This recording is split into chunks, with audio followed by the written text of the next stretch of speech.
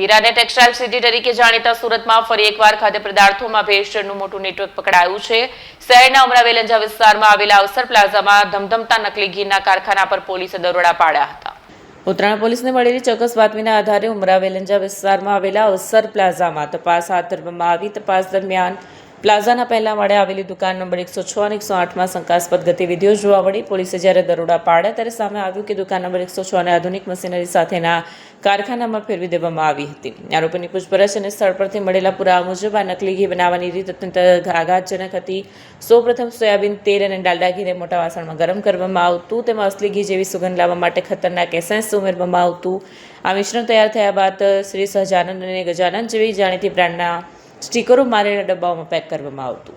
પોલીસે દરોડા દરમિયાન કુલ 4,94,940ની કિંમતનો મુદ્દામાલ જપ્ત કર્યો છે। આગળની તપાસ હાથ ધરી છે।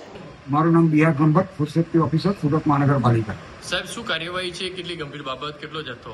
હાલમાં પવિત્ર રમઝાન માસ ચાલુ છે, તેથી માનનીય કમિશનર સાહેબથી, માનનીય ડેપ્યુટી કમિશનર સાહેબ, રિજનલ ઓફિસર સાહેબથી અને માનનીય આરોગ્ય અધિકારી સાહેબ તરફથી ફૂડ ડિપાર્ટમેન્ટને સૂચનાઓ આપવામાં આવે છે કે સુરત શહેર વિસ્તારમાં ફૂડનું વેચાણ કરતી, ઉત્પાદન કરતી તમામ સંસ્થાઓની સઘન તપાસ કરી અને નમૂનાઓને પૃથ્થકરણ સારું લેબોરેટરીમાં મોકલી આપવાનું।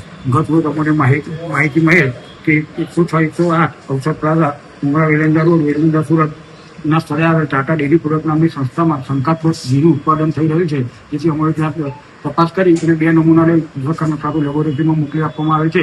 તેમજ ત્યાંથી 582 કિલોનો જથ્થો સીઝ કરવામાં આવે છે। સાહેબ, ઘીના જથ્થામાં શું યુઝ થતું હોવાનું પ્રાથમિક લાગી રહ્યું છે? આ ઘીનો જથ્થો શંકાસ્પદ હોવાનું લાગી રહ્યું છે અને તેમાં વેજીટેબલ ઓઇલની મિલાવટ થતું હોવાનું શંકા થઈ છે। સાહેબ, શું કાર્યવાહી આપના તરફ, પોલીસ તરફથી?